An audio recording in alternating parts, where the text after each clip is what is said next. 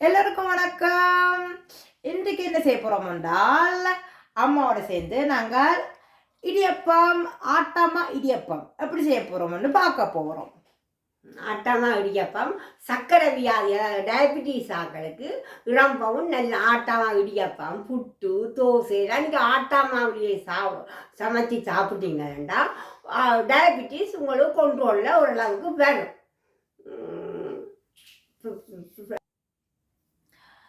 எங்களோட சேனலுக்கு புதுசாக வந்த ஆக்கள் என்றால் மறக்காம லைக் பண்ணி, ஷேர் பண்ணி, கமெண்ட்ஸ் பண்ணி, அந்த பெல் பட்டன் அமர்த்தி சப்ஸ்கிரைப் பண்ணி பெல் பட்டன் அமர்த்துங்க. இப்போ தண்ணி கொதிக்குது. இந்த தண்ணி கொதிக்கிறத இந்த சட்டிக்க வச்சு, இந்த ஜக்குக்க வச்சு கொஞ்ச நேரம் ஆற விடணும். படாரெண்டு சுடு தண்ணியை விடையிடாது, விட்டால் இடியப்பம் புளியே இல்லாது. ஆகையால் இந்த சட்டிக்க தண்ணியை விடுவோம். ஓகே, தண்ணியை விடுவோம். கொஞ்ச நேரம் இந்த சட்டி தண்ணி ஆற வேணும். உடனே சுடு தண்ணியோட விட்டால் மா கொதிச்சு அது புளியறதுக்கு ரொம்ப கஷ்டமாயிருக்கு. அப்போ கொஞ்ச நேரம் ஆற விடுவோம். ஆற விட்டுட்டு தான் குழைப்போம். ஓகே.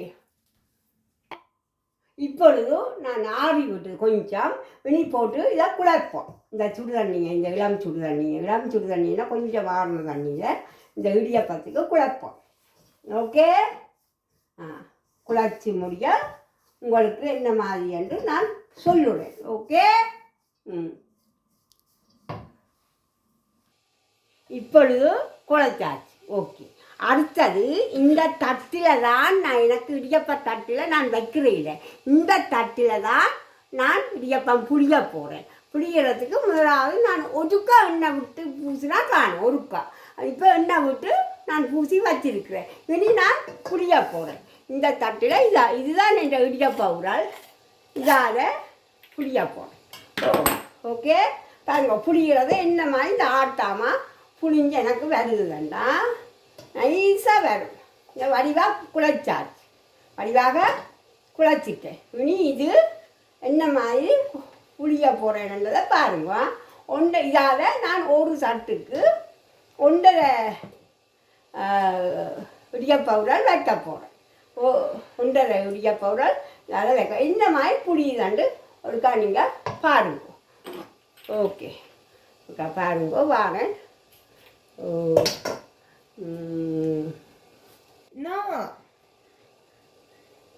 பாருங்க, இந்த புரல்ல இருந்து நான் போடுவோம். நைஸாக வருது பாருங்க. இடியப்ப உரல் இப்படி புளிஞ்சு இந்த பாருங்க இடியப்ப உரல் இப்படி புளியுதாண்டு. இந்த தனி ஆட்டாமல் அரிசி மாவோ கோதுமை மாவோ ஒன்றும் கலக்காமல் இந்த இடியப்ப தட்டில் இந்த இதில் முடிகிறேன்னா புளிஞ்சு நான் உங்களுக்கு காட்டுறேன். பின்பு இடியப்ப உரல் இது முடிஞ்சுது. இந்த கட்டம் முடிஞ்சுது.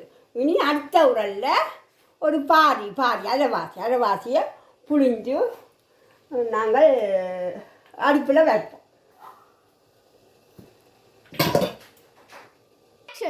அரைவாசியை மிச்சத்தை குழைச்சி நாங்கள் வைக்க போகிறேன். அரைவாசி இதுண்ட உரலின்ற அரைவாசியை இதை குழைச்சி நான் இனி அவிய வைக்க போகிறேன். நான் அவிய வச்சு இந்த அரைவாசி வந்துவிடுதான். இது அரைவாசி வந்த உடனே இப்படி வச்சுட்டு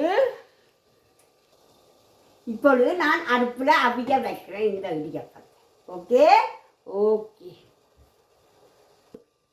அடுத்தபடியாக நான் என்ன விளங்கப்படுத்துகிறேன் என்றால், நான் இந்த மாவுக்கு அளவில்லை. அளவின்படி நான் போடல. கையளவு கையளவு தான் என்னுடைய அளவுகள் எல்லாம். மற்றது இன்னும் ஒன்று சர்க்கரை வியாதிக்கு ஒரு மருந்து சொல்கிறேன். ஒரு வெந்தயத்தூள் ஒன்று சாதுவாக வறுத்து வெந்தயத்தை பவுடராக்கி அரித்து வச்சிருக்கிறேன் சல்லரோகத்துக்கு.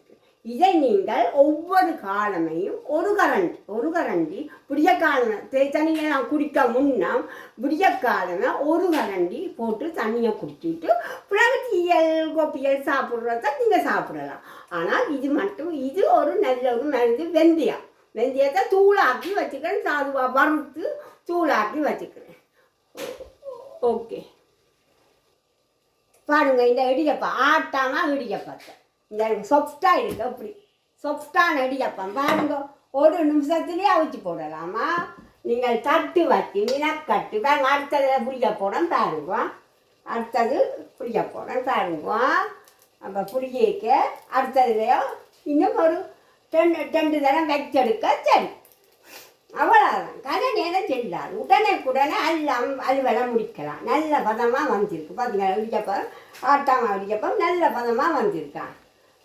அப்போ ஆட்டாமல் இடிக்கப்பம் நல்ல பதத்தில் கொண்டு வரலாம். எல்லாரையும் நினைச்சா செய்யலாம், நினைச்சா செய்யுங்கோ. சக்கரை வியாதிக்கு நல்ல ஒரு சாப்பாடு, சக்கரை வியாதிக்காரருக்கு நல்ல ஒரு சாப்பாடு. யாருக்கு சக்கரை வியாதியோ அவர்கள் இதை செய்து சாப்பிடுவோம். மத்தியானம் இதை சாப்பிடுவோம்.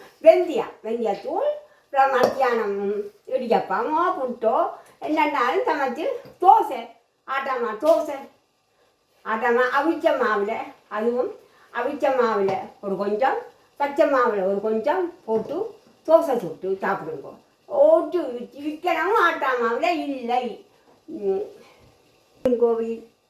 அப்போ அப்படி இடியப்பத்தை புளிஞ்சு இதில் ஒரு அரைவாசி அப்படி ஃபுல்லாக வந்தாலும் பரவாயில்லை, ஃபுல்லாக புளிஞ்சிருந்தாலும் நீங்கள் புளி அது உங்களோட விருப்பம் எவ்வளவு புளியும். ஆனால் ஃபுல்லாக கொஞ்சம் புளிஞ்சால் கொஞ்சம் மெல்லியாக இடிக்கப்பமாக வரும்.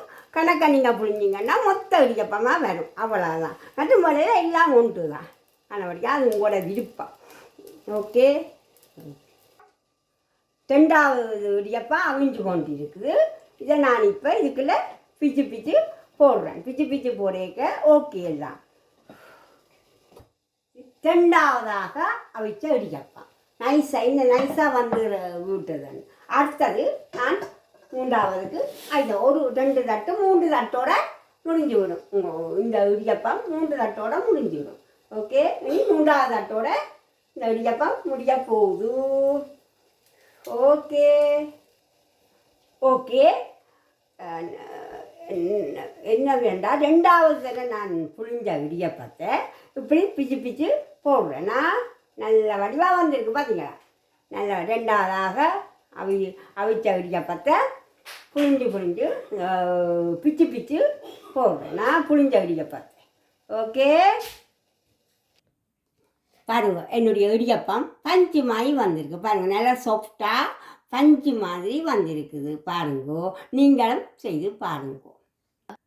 ஓகே, நீங்கள் அம்மாட இடியப்பம் ஆட்டாம இடியப்பத்தை பார்த்துட்டீங்க எப்படி செய்யணும்ட்டு.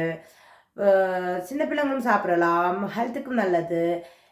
சர்க்கரை வியாதி உள்ள ஆக்களும் சாப்பிடலாம்.